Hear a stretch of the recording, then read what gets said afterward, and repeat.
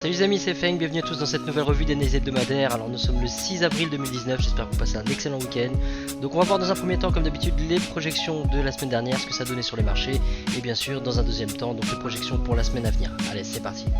Too many thoughts on my mind, I can't sleep at night, so I just keep writing.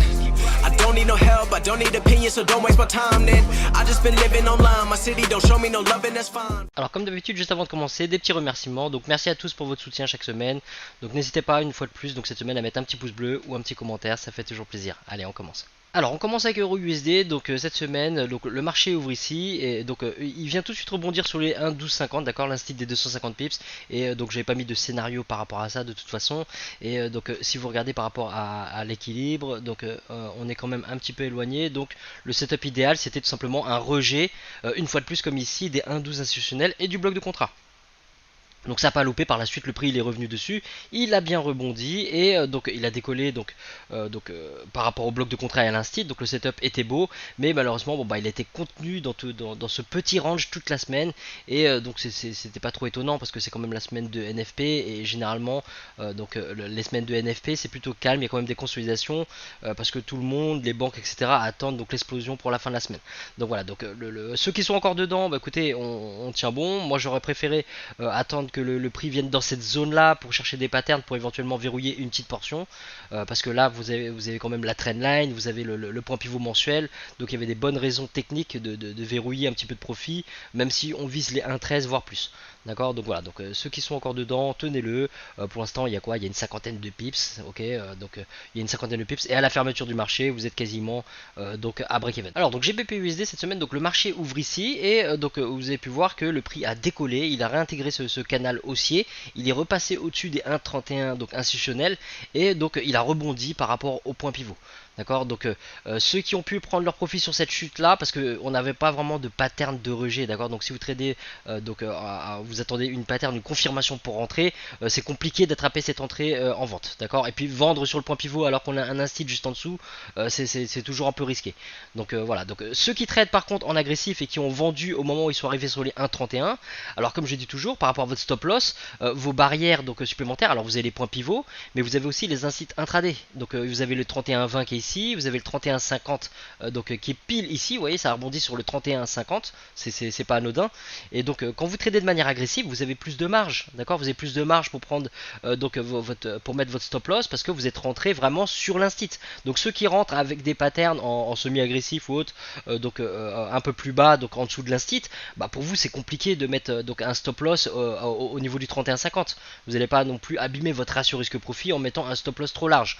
Donc c'est vrai que quand on trade, on attend une pattern, on va prendre par exemple comme barrière les 31,20, d'accord, et puis on a le point pivot qui est juste au-dessus à 7 pips, bon voilà, on fait un petit effort, on met notre stop loss au-dessus du point pivot. Donc si vous avez tradé comme ça, donc vous faites sortir, bon, de toute façon il n'y a pas d'entrée pour vous, il n'y a pas de pattern, mais donc ceux qui sont rentrés en agressif, votre barrière elle est où? Elle est au-dessus des 50, et bien sûr vous n'allez pas mettre à 50 piles, vous allez peut-être mettre à 51, 52, d'accord, 53, quelques pips au-dessus, donc là vous avez eu très très chaud, parfois même le spread de votre broker peut vous sortir sur ce genre de configuration, mais voilà, donc c'est vraiment selon vous, j'ai certains qui se sont fait sortir, d'autres qui ont réussi à attraper cette chute dès le début de la semaine, donc voilà, tout dépend, mais en tout cas il fallait rentrer en agressif par rapport au fait que on pouvait jouer un retest, donc une cassure retest de cette trendline aussi, d'accord, et donc ceux qui ont surfé donc cette chute là, il fallait bien sûr faire très très attention au bloc de contrat et verrouiller votre profil, voire même clôturer. Quand vous arrivez ici à 10 pips de votre instit, ça sert à rien d'être gourmand, surtout quand vous avez un gros bloc comme ça qui est vraiment très visible, d'accord. Donc si ici il n'y a pas un gros bloc de contrat visible, bon à ce moment là vous pouvez mettre 2, 3, 5 pips au-dessus de l'instit, ok, histoire de ne pas subir le spread du broker et que le broker il vous empêche pas de taper votre TP, mettez toujours votre TP légèrement au-dessus, à quelques pips au-dessus, ok. Mais si vous voyez un gros bloc de contrat comme ça, vous êtes à 10 pips de votre TP, bon c'est bon, il y a un moment où il vaut mieux couper votre position, d'accord, ou bien verrouiller une bonne partie de votre trade. Ensuite, donc là-dessus, bon, il y avait quoi? Il y avait 90 pips pour ceux qui tradent en agressif et qui ne se sont pas fait sortir, hein, d'accord. Donc dans l'autre sens, donc le scénario rouge, alors scénario rouge, ça peut être un rejet des 1,30, ça peut être un rejet du bloc de contrat. Là, vous voyez bien que faut être objectif. Ceux qui tradent uniquement l'instit et qui veulent pas trader donc le bloc de contrat, bah, vous loupez ce retournement magnifique. D'accord. Et alors, à la limite, c'est vrai que cette pattern-là, elle est très très claire. Mais si vous respectez votre discipline et vous voulez absolument que le prix touche l'instit, et bien à ce moment-là, vous loupez cette opportunité de hausse. Et c'est pas grave. D'accord. Le marché, il y aura toujours des opportunités. Donc il faut pas courir, il faut surtout pas courir après les trades, chasser le prix, parce que vous aurez toujours des opportunités. Donc si vous voyez le prix partir sans vous, et ben laissez-le partir. D'accord. Mais ceux qui tradent le bloc de contrat, bah là vous vous êtes régalé. Hein. Donc bravo à ceux qui l'ont attrapé ici dans cette directement en agressif. Certains d'entre vous l'ont attrapé pile quand il est arrivé au niveau du bloc. Votre stop il est en dessous du bloc et vous voyez le prix il est descendu entre 30 13 et il est descendu de 4 pips. Vous avez été en négatif peut-être 3-4 pips et pendant quelques secondes parce que le prix il a été donc éjecté très très brutalement et donc à partir de ce bloc de contrat, donc on va dire 30 17 quand on rentre de manière agressive pile sur l'entrée, 30 19 même, le prix il est monté à 31,95. D'accord. Donc en gros 170 pips de hausse sur le rejet du bloc de contrat qui est ici. Donc ensuite, une fois que... Alors là, il n'y a pas de setup de vente par rapport au 1.32, d'accord, ça touche pas, donc on n'a pas de raison.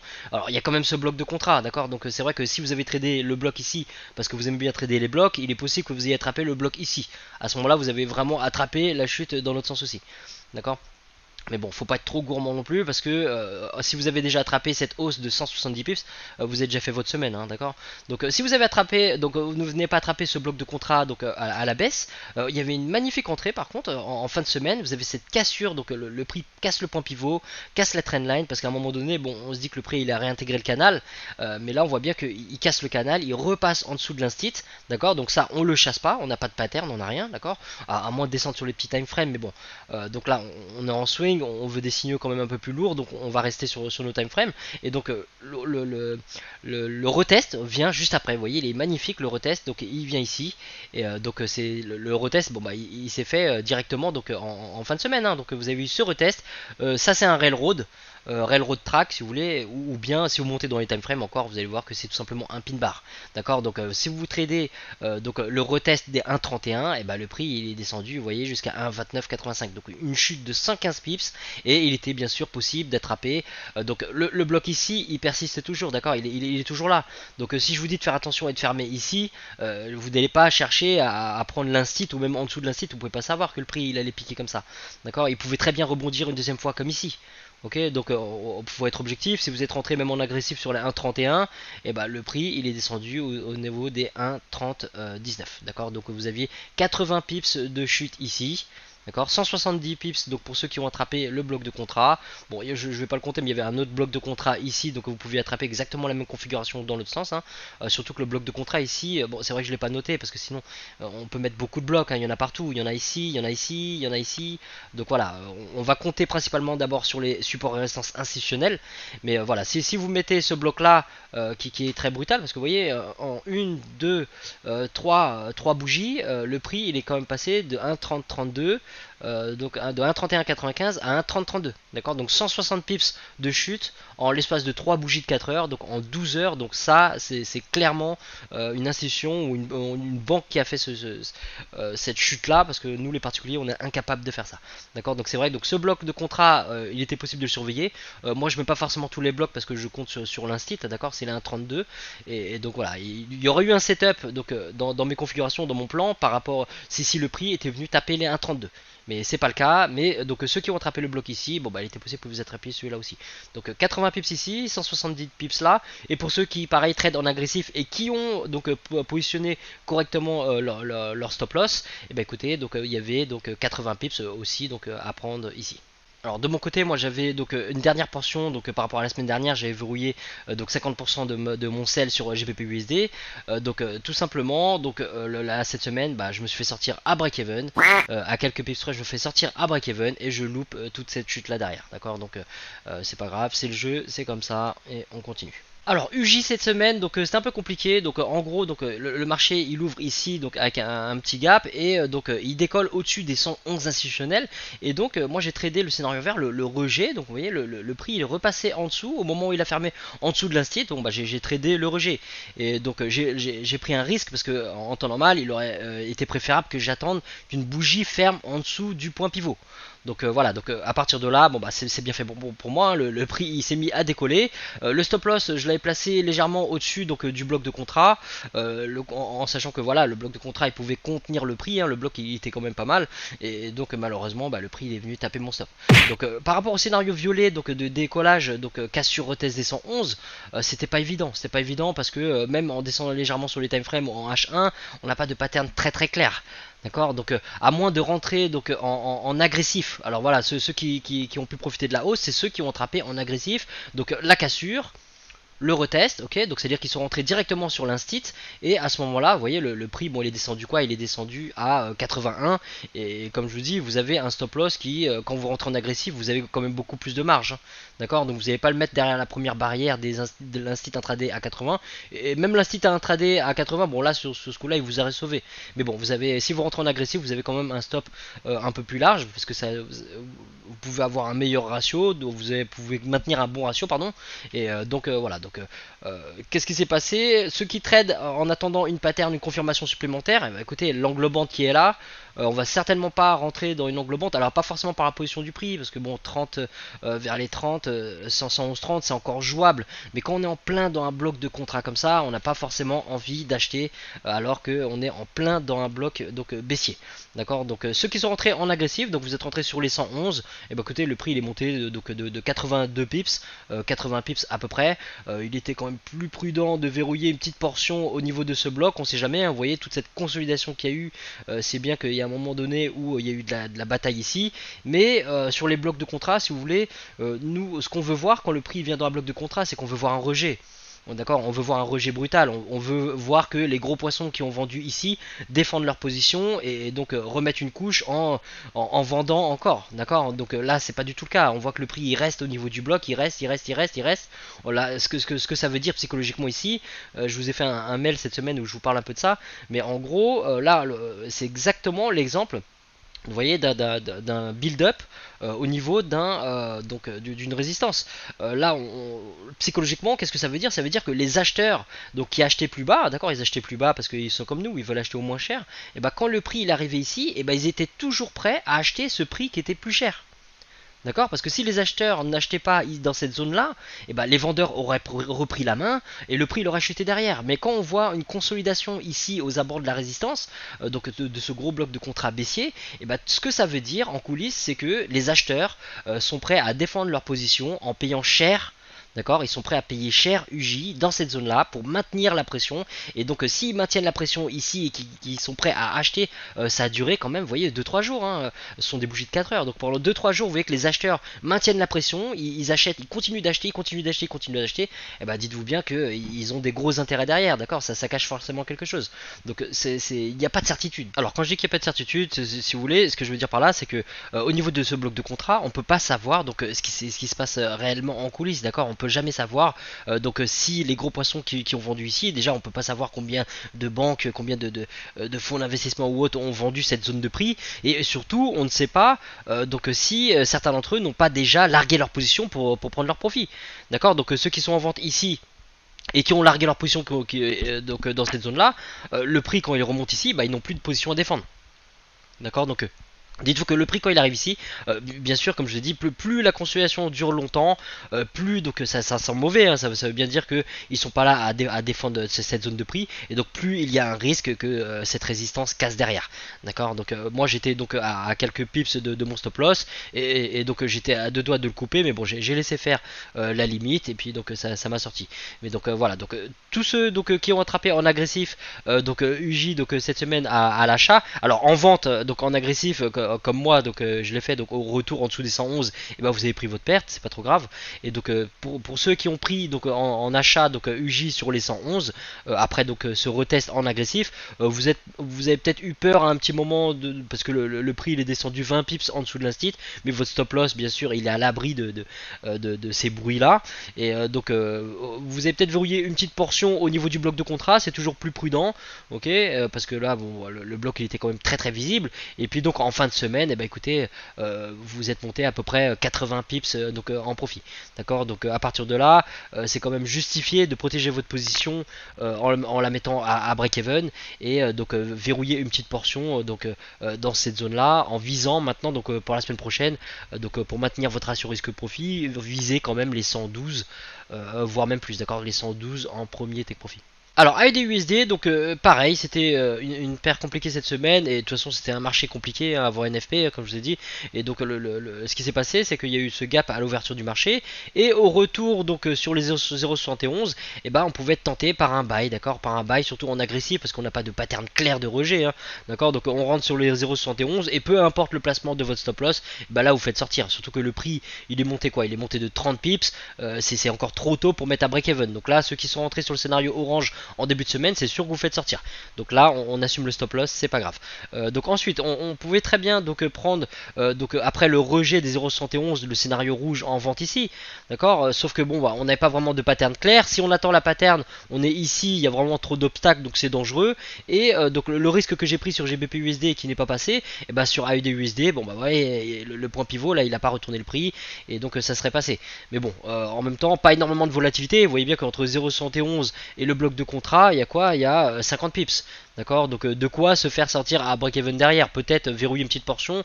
On voit bien que le rejet, bon bah il s'est fait pile quand même sur le bloc de contrat. Le bloc de contrat qui correspond avec l'instit intraday à 70,50, hein, c'est pas anodin. Et puis vous voyez aussi cette trendline où les bougies, donc les corps des bougies ferment toujours au-dessus de la trendline. D'accord, on a que des mèches qui piquent en dessous. Donc il était possible pour ceux qui attrapent, et qui tradent les blocs de contrat, d'attraper le buy ici, pour un décollage d'à peu près 80 pips. Ok, mais bon, c'était quand même dangereux parce que vous allez acheter le bloc ici, il y a une trendline, il y a le point pivot mensuel, il y a l'institutionnel, donc c'était quand même très très compliqué comme configuration, et donc ça réduit toujours vos probabilités. Alors ensuite, par rapport à la suite de la semaine, on a enfin ce retest plus propre déjà des 0,71. Donc ceux qui se sont fait sortir au début de la semaine, je vous dis toujours, il faut toujours continuer de suivre le marché parce que vous allez peut-être avoir des opportunités derrière. C'est pas parce que vous avez pris une perte, oui, vous pouvez très bien avoir une opportunité juste après. D'accord, donc qu'est-ce qui s'est passé? Vous avez un beau retest, vous avez un beau rejet des 0,71, l'entrée en bas elle est justifiée, on a le marteau qui est là, on a l'angle bande qui est là, mais donc en fin de semaine le prix il revient, mais il ferme quand même au-dessus des 0,71. D'accord, donc il referme au-dessus des 0,71 pour l'instant. Le prix il est maintenu au-dessus de cet institutionnel. Le setup est valable. On va voir pour cette semaine ce que ça donne. Voilà, donc AUD/USD au début de la semaine, c'était possible de se prendre une perte en prenant le scénario orange. D'accord, après l'opportunité elle était quand même risquée, mais bravo à ceux qui ont attrapé l'entrée sur le bloc de contrat. D'accord, ou bien le retest tout simplement, parce que vous voyez depuis qu'on a cette cassure retest de ce haut de canal, c'est vrai qu'on a quand même pas mal de rejets de ce haut de canal, donc c'était une belle probabilité une fois de plus ici. Le risque c'était quoi, comme je vous ai dit, c'était le point pivot et l'instit. D'accord, donc bravo à ceux qui ont attrapé la hausse, et donc ceux qui sont encore impliqués dans le buy à partir des 0,71, et ben on va voir pour cette semaine ce que ça donne. Alors NZD/USD, pareil que AUD/USD, on a ce gap à l'ouverture du marché, on a ce rejet du point pivot mensuel, et on est dans le cadre de ce scénario de cassure retest, scénario violet. Mais bon, vous voyez, on n'a aucun rejet, le prix repasse directement en dessous des 0,68. Si vous tradez en agressif, vous faites sortir, hein, c'est le jeu, vous savez très bien que ce sont les risques, et vous prenez soit un petit stop, soit vous avez pris plus de marge et vous prenez votre perte dans tous les cas. D'accord, que vous ayez pris un petit stop ou un stop avec une plus grande marge, vous voyez, comme je dis, en dessous des 50 ici, vous prenez votre perte dans tous les cas. D'accord, donc par contre le scénario qui est venu après, c'est le retest qui est ici. D'accord, donc le retest qui est ici, sur certains, vous m'avez dit que au niveau de votre broker ça avait touché, d'autres vous m'avez dit que ça n'avait pas touché. Et bah écoutez, si ça touche et que vous rentrez en agressif, et c'est le genre de cas où il faut sauter sur l'occasion, d'accord, il faut pas hésiter. Et à ce moment-là, vous attrapez cette chute d'à peu près, vous voyez, c'est pas énorme non plus, 65 pips. D'accord, donc après, le scénario vert, alors là par contre, oui, c'était très clair, on a un beau rejet du bloc de contrat qui correspond à l'instit des 250 pips. On a un marteau ici, mais le prix, si vous tradez le bloc, le risque c'était quoi? C'était l'instit. D'accord, donc l'entrée la plus prudente c'était quand même d'attendre cette fermeture là. Ok, on a une englobante, ce marteau, puis après une englobante, le prix il ferme bien au-dessus de l'instit, et ben voilà, donc là vous avez un décollage de 50 pips. D'accord. Et puis après, donc vous voyez, bon, on a un genre de double top ici qui rebondit. Donc on a deux railroads, on a vraiment deux beaux rejets des 0,68 et donc il était possible d'attraper donc la chute donc de NZD-USD, enfin la chute. Vous voyez, même si vous rentrez donc par rapport au 0,68, donc le prix il est arrivé jusqu'à 67,16. Donc il y a eu quoi? Il y a eu à peu près 85 pips de chute, en sachant qu'il est plus prudent de verrouiller quand même une portion de votre trade au niveau des 67,50 voire du bloc de contrat. Donc selon votre manière de manager votre trade, vous avez pris entre 50 et 80 pips dans cette chute. Alors USD4, donc il y avait un beau setup donc cette semaine et donc bon bah là on voit très bien cette figure chartiste, ce W là, ce double bottom, mais surtout donc on avait ce gros bloc de contrat qui correspondait à un instit et cette zone était très forte parce qu'il y a un point pivot mensuel. D'accord, donc ceux qui ont attrapé donc sur le bloc l'entrée de manière agressive par rapport au 1,33 et par rapport au bloc, bah, écoutez, vous avez pris 100 pips sur la semaine. D'accord, donc le setup était beau, mais moi bon je maintenais une position et je me suis fait sortir à break-even. Donc vous voyez, j'ai pas pu donc profiter de cette hausse de 100 pips. Donc que ce soit sur moi ma semaine, que ce soit sur GBP USD ou USD4, vous voyez, je me fais sortir à break-even et je loupe les beaux mouvements qu'il y a eu derrière. Donc c'est comme ça, c'est le trading, ça sert à rien d'y penser, de se torturer. Il y aura toujours des semaines qui seront moins bonnes et donc être trader, c'est ça, c'est surmonter ces phases-là, ces mauvaises périodes sans sourciller, d'accord, et comprendre que on doit avoir une vision à long terme, on ne doit pas s'arrêter à quelques trades, d'accord. Donc bravo à tous ceux qui ont rattrapé cette hausse donc sur USD-CAD. Donc le plus prudent c'était quand même d'attendre une fermeture d'une bougie au-dessus du point pivot, d'accord. Mais quand vous avez cette englobante là, la fermeture de cette englobante ou même à la fermeture de ce marteau ou à la fermeture de ce marteau, vous avez des signaux très très clairs qui vous permettent donc d'attraper cette hausse sur USD4. Donc ceux qui ont verrouillé une bonne portion de leur profit au niveau des 1,34, si le USD4 continue de décoller, méfiez-vous de ce bloc de contrat. Alors USD-CHF cette semaine, donc le marché il est vraiment allé nulle part, mais vous vous souvenez la semaine dernière, je vous parlais de ce setup en buy qui prenait tout son temps et je vous disais voilà, maintenez votre position et attendez, donc visez les 1 institutionnels ou le bloc de contrat. Et donc tous ceux qui étaient en buy donc depuis tout ce temps-là, et bah, écoutez, cette semaine votre trade a payé, vous avez pris vos 100 pips. Ok, donc sinon, donc bien sûr arrivé sur le bloc de contrat, il fallait faire attention. Puis c'est un gros institutionnel, donc ceux qui ont attrapé donc en vente USD CHF, donc là moi comme pour UJ je l'ai attrapé en vente celui-là et je suis toujours dedans, donc j'ai pas été inquiété par le stop loss, mais le prix, bon à un moment donné il y avait une cinquantaine de pips de profit, donc tous ceux qui ont mis à break-even à ce moment-là vous êtes fait sortir à break-even et là donc en toute fin de semaine le prix il commence à rejeter. Mais bon, on a quand même cette petite structure haussière, le prix qui monte progressivement, donc on arrive sur ce bloc de contrat et ce gros instit, on va voir tout simplement si on a un rejet donc de ce bloc et de cet instit pour la semaine qui vient, ou bien donc on va voir si le prix au contraire il continue cette progression donc au-dessus de l'instit et s'il invalide ce bloc de contrat. Donc voilà, donc ceux qui ont attrapé la vente donc sur les 1 institutionnels, il y avait à peu près une cinquantaine de pips, sinon bah, c'est surtout ceux qui tenaient le buy depuis la semaine dernière, et bah écoutez, bah, vous avez été payé au moins 100 pips cette semaine. Alors donc euro USD pour cette semaine, on est de retour, donc enfin on est toujours dans ce petit range entre 1,12 et 1,1250, d'accord, donc on surveille ces deux zones là bien sûr, mais donc on fait attention à ce bloc de contrat. Le bloc de contrat pour l'instant il n'a pas l'air de réagir plus que ça, on va voir si le prix donc traîne au niveau des 1,12, il faudra faire attention en cas de cassure, parce que ça voudra dire donc, que les vendeurs maintiennent la pression, d'accord, et que le bloc il est complètement invalidé, d'accord. Rappelez-vous que ceux qui ont acheté ici, qui ont créé donc cette forte hausse, ont peut-être largué aussi leur position et pris leur profit, d'accord. Donc on va voir, on n'essaie pas d'anticiper comme d'habitude, on applique notre plan et d'un point de vue du price action, on va regarder nos zones clés, donc les 1,12 avec ce bloc de contrat. Ok, et puis donc bien sûr les 1,13 au-dessus, donc on aurait pu prendre d'autres zones, hein, d'accord. Donc moi selon mes étudiants, il y en a qui préfèrent attaquer donc des zones comme la trendline appuyée par un point pivot ou autre, donc tout dépend de chacun. Ça c'est vraiment donc par rapport à mon plan de trading, mais donc vous pouvez très bien voir s'il y a direction du price action par rapport à la trendline, si vous tradez donc ce de haut de canal qui pourrait correspondre, vous voyez par exemple au 1,1250, ça pourrait être un indice très très fort pour se positionner en vente. D'accord, mais je vais pas non plus mettre 50 000 scénarios parce que on peut en mettre beaucoup plus, et donc voilà, donc je me focalise moi personnellement sur les 1,12 et sur les 1,13, mais donc vous pouvez très bien surveiller donc la trendline, surveiller les points pivots, surveiller aussi les 1,1250 parce que c'est un gros institutionnel des 250 pips. Alors pour GPP USD, donc on est de retour sur les 1,30 institutionnels et sur ce bloc de contrat. Donc c'est vrai que vous voyez comme sur EURUSD le prix il revient encore sur cette zone de support. Mais donc à la fermeture du marché on voit quand même que vous voyez ce rejet là, cette bougie de rejet. C'est une bougie donc 1,3042, 1,2986, donc 14,32. Donc c'est une bougie qui fait quasiment 50 pips. D'accord. Donc quand je parle d'un rejet brutal, oui ça c'en est un.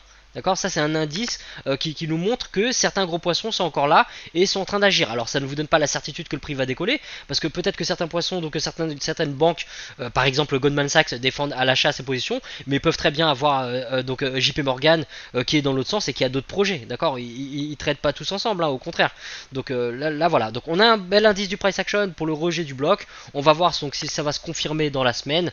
Si vous rentrez donc sur les 1,30, visez au moins les 1,31, et si vous n'êtes pas impliqué dans le trade en achat ici, et bah attendez toujours vos cassures retest ou vos rejets donc par rapport au 1,30 ou au 1,31. Si vous prenez une cassure retest sur les 1,31, donc scénario orange, méfiez-vous bien sûr non seulement de ce point pivot, mais aussi de la trendline. D'accord, vous avez tout plein d'obstacles en chemin et ça pourrait retourner le prix. C'est le genre de marché où parfois il vaut mieux basculer sur un autre marché, donc une autre paire ou un autre actif pour trouver des situations qui sont un petit peu moins compliquées, parce que là c'est vrai que c'est un peu encombré. On pourrait même placer, vous voyez, un genre de haut de canal qui commencerait à être un petit peu comme ça. Donc là, vous voyez, ça devient vraiment très très compliqué. D'accord, on a vraiment tous ces obstacles en chemin, et si vous vous amusez à prendre ces scénarios orange, je dis pas que ça ne peut pas passer, tout est possible dans le trading, d'accord, on ne doit avoir aucune certitude, mais le scénario, c'est vrai que là on a quand même la possibilité que tout plein d'intervenants donc agissent dans cette zone là, d'accord. Donc faites très attention, méfiez-vous, pensez à protéger votre position, pensez à vous payer le long du chemin si vous prenez le scénario orange. Alors UJ pour cette semaine, donc tous ceux qui sont encore dans leur trade en achat, écoutez, soyez patients, attendez de voir si le prix il vient bien au niveau de votre premier TP, au niveau des 112. Ok, donc sinon ceux qui ne sont pas impliqués, écoutez, ne chassez pas le prix, là on est en plein milieu du range. Le bloc de contrat, dites-vous que c'est une zone de prix, d'accord. Un bloc de contrat, c'est une zone d'offre et de demande, et c'est une zone qui intéresse donc les banques aussi bien en achat qu'en vente, d'accord. Donc c'est pour ça que le bloc il peut inverser de rôle comme n'importe quel support ou résistance. Donc là le bloc, on voit bien qu'il a réagi ici légèrement en tant que résistance, puis maintenant il réagit en tant que support. Le prix pourrait très bien revenir encore tester en tant que support, mais c'est pas forcément une bonne raison de rentrer, d'accord, parce que d'un point de vue du ratio risque-profit, déjà votre stop loss, il faudra le protéger efficacement en dessous au moins de l'instit minimum, et puis votre premier take profit est là, vous êtes vraiment en plein milieu du range, c'est pas une bonne idée. Donc l'idéal c'est vraiment d'attendre que le prix il vienne soit attaquer les 112, d'accord, on va attendre le pattern du price action, et sans essayer de parier sur ce qui va arriver, hein. Il peut très bien être rejeté, il peut très bien casser, retester, ou casser et ne pas retester, partir sans nous, d'accord, ou rejeter finalement repasser au-dessus. Il y a 50 000 scénarios différents possibles, d'accord. Parfois on me demande pourquoi le prix il fait pas exactement ce que je monte dans mes flèches, c'est complètement logique, c'est complètement normal, d'accord. Le prix peut faire 50 000 scénarios différents, moi j'en place 4 et je vais agir uniquement s'il fait un de mes 4 scénarios. D'accord, donc voilà, donc surveillez bien les 112. En cas de cassure retest, attendez donc qu'une bougie ferme au-dessus du point pivot. Et dans l'autre sens, c'est pareil, hein. Au niveau du 111, vous pouvez avoir un rejet, mais en cas de cassure retest, le plus prudent, ça reste d'attendre qu'une bougie ferme en dessous du point pivot mensuel. Et pensez à ajouter aussi, donc surveiller vos points pivots weekly. Alors AUD-USD, donc le prix pour l'instant il est maintenu au-dessus du 0,71 institutionnel. On va voir, on a un rejet, c'est pas tellement un marteau, ça c'est plus un genre de doji. Donc voilà, on va voir ce qui se passe cette semaine. On est toujours dans cette zone là, on a un semblant de canal qui commence à, vous voyez, on voit que le price action il est en train de s'essouffler là. On a des hauts de plus en plus bas, des bas de plus en plus bas, mais voilà, donc c'est vraiment, ça peut être qu'un simple essoufflement. Donc on va voir au niveau du price action, on surveille nos zones clés comme d'habitude, d'accord. Donc surveillez les 0,71, surveillez les 0,72, surveillez bien, faites bien attention à ce bloc de contrat qui a fait réagir le prix plusieurs fois, d'accord. Donc si vous prenez une vente donc par rapport au scénario vert, vous attendez que le prix il ferme en dessous du point pivot, vous rentrez en vente, arrivez ici, soit vous mettez à break-even, ou soit vous mettez à break-even et vous payez une petite portion, d'accord. Mais viser les 0,70 c'est bien pour votre ratio risque-profit, mais rappelez-vous qu'il y a quand même des intervenants qui peuvent arriver sur ces zones clés, que ce soit la trendline, le bloc de contrat ou le point pivot, ça pourrait retourner le prix contre vous. D'accord, donc c'est toujours moins frustrant si vous voyez du profit, que vous savez que vous avez verrouillé une petite portion et que derrière vous êtes fait sortir à break-even. Alors NZD USD, donc pour cette semaine, le prix est passé en dessous de cet incite à 67,50, donc d'accord, donc l'incite des 250 pips, mais il a été retenu. On est quand même toujours dans ce gros bloc de contrat haussier, et donc ce point pivot mensuel aussi qui fait réagir le prix. Et rappelez-vous qu'on est quand même on vient de passer en dessous du range qui dure depuis des mois, d'accord. Donc ce range qui dure depuis des mois, vous voyez, qui commence à peu près ici. Dites-vous que la forte probabilité, c'est que ce soit une fausse cassure et que le prix il revienne réintégrer le range. Maintenant, on n'essaie pas de parier là-dessus, tout est possible, et donc le prix peut très bien commencer enfin à casser ce range et partir pour une nouvelle tendance. Donc on va voir, on va surveiller tout simplement au niveau des 0,67, d'accord. Donc c'est plus prudent de trader une cassure du range à partir du 0,67 plutôt qu'ici, parce qu'ici il tape peut-être tout simplement quelques liquidités. Il pourrait très bien, vous voyez, descendre dans cette zone là ici, là, rebondir sur les 0,67, donc le scénario vert, pour réintégrer le range. D'autant plus que d'un point de vue de l'équilibrium, vous voyez, on commence à avoir une belle extension, et donc cette extension, donc elle commence à être importante. Bon, on peut avoir des extensions beaucoup plus importantes, hein, comme ici ou ici. Donc voilà, donc plus le prix il va chuter, plus donc ce retour à l'équilibre est probable. Et donc surveillez bien vos patterns de rejet au niveau du 0,67 si vous avez des patterns donc dans cette zone là, d'accord. Mais sinon, donc si le prix réintègre directement le range au niveau du 0,6750, il casse, il reteste, alors là vous avez vraiment de belles probabilités à l'achat pour tout simplement une continuation de cette consolidation sur NZD-USD. Alors USD4, donc on arrive sur le gros instit des 1,34, donc on a eu un beau rejet des 1,33. Maintenant on va tout simplement surveiller ces deux zones clés, d'accord. Faites attention à ce petit bloc de contrat baissier là, enfin petit, c'est pas un petit bloc, hein, mais donc si vous rentrez sur un scénario jaune là, donc cassure retest des 1,34, méfiez-vous dans cette zone là, d'accord. Maintenant si USD4 rechute, et bah vous voyez on a eu des beaux rejets par rapport à ce bloc haussier, ok, donc ça pourrait très bien encore faire réagir le prix. Faites attention à votre point pivot mensuel, et en cas de cassure retest des 1,33 là c'est dangereux, parce que vous êtes encore en plein dans ce bloc là. Donc à moins d'avoir des patterns vraiment très clairs, une belle cassure, un retracement, une belle pattern de rejet avec une englobante magnifique ou un pin bar vraiment très clair, et faites très attention à ce scénario là. Donc c'est dans ce cas là qu'on va, par exemple, même si on aime bien trader en agressif, on va essayer de trouver des entrées agressives ailleurs, d'accord. On va pas prendre des entrées agressives alors qu'on est encore en plein dans un bloc haussier. Et bien sûr, dites-vous aussi que si vous attendez une pattern, et vous êtes encore plus proche de l'instit des 250 pips, et donc ça vous laisse pas beaucoup de marge, d'accord. Ça vous laisse pas beaucoup de marge, et donc votre ratio risque profit il risque de pas être bon, et puis voilà, et vous allez mettre à break-even trop tôt, il va se retourner, il risque de vous sortir. Donc voilà, faites très attention à ce scénario orange, même s'il est toujours possible.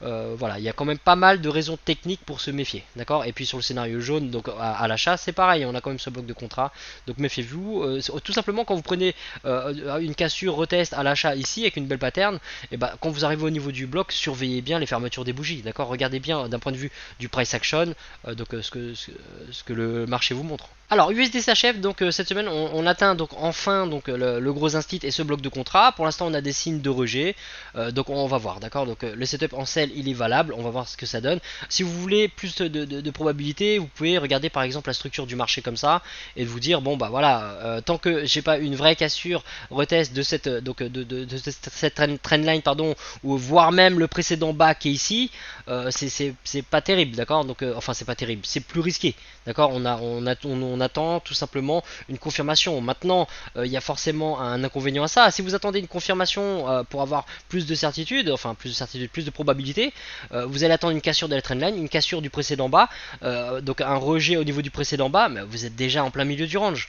D'accord, donc là ça devient compliqué, ça veut dire que vos stop loss, il est toujours au même endroit, votre stop loss il est forcément au-dessus du bloc, au-dessus des 1 institutionnels, voire même au-dessus de l'instit intraday à 1,0020, d'accord, ici, et donc si vous rentrez ici, votre stop loss il est plus large, donc ça veut dire que vous n'allez pas pouvoir vous contenter d'un take profit au niveau du 0,99, parce qu'à ce moment-là votre ratio risque profit il est pas bon, et sur le long terme ça va vous mettre une pression énorme. Donc en gros, si vous rentrez par rapport à une entrée plus safe, donc de cassure retest de toute cette structure là, et ben dites-vous qu'il faut quand même donc aller chercher, vous allez peut-être vous payer une partie en chemin, mais vous allez attendre que le prix aille chercher un plus gros take profit, d'accord. Donc vous n'avez jamais de certitude que le prix il va vous donner un plus gros take profit, mais vous êtes prêt à en payer le prix en vous faisant sortir à break-even. Vous auriez verrouillé une petite partie, et vous aurez beaucoup moins de pression sur le long terme, parce que même si vous allez vous faire sortir souvent à break-even, bah, de temps en temps le prix va pas se retourner, vous allez attraper un home run, et c'est là où vous allez donc prendre vos profits et même couvrir vos pertes. Donc voilà, voilà, donc sur USD CHF, pour l'instant, on est sur une très grosse zone de résistance, mais la progression du price action, vous voyez, le prix il a l'air de monter donc progressivement, et pour l'instant, tant qu'on n'a pas de cassure, il n'y a rien de confirmé. Mais l'entrée, elle est déjà possible, donc d'une manière agressive par rapport à l'institutionnel, par rapport au bloc de contrat. Techniquement, c'est justifié de rentrer là, d'accord. Donc c'est juste que par rapport à ce petit canal haussier, on est à contre-tendance, donc on prend un petit risque.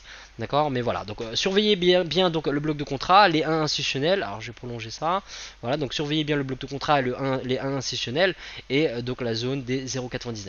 Voilà les amis, c'est la fin de cette revue, je vous remercie d'avoir suivi jusqu'au bout, donc n'hésitez pas à mettre un petit pouce bleu si ce n'est pas déjà fait, un petit commentaire, je vous dis, donc pour les insiders, je vous dis, donc rendez-vous pour le lancement du groupe, ceux qui n'ont pas reçu le mail de confirmation, pensez à me contacter sur Facebook, que je vous rajoute donc dans la mailing list, et donc surtout vérifiez bien vos spams, parce que normalement si vous êtes déjà inscrit, vous avez reçu la confirmation, vous auriez dû recevoir le mail, d'accord. Donc voilà, donc je vous souhaite une bonne semaine de trading à tous, un maximum de profit, et on se retrouve pour l'ouverture du marché.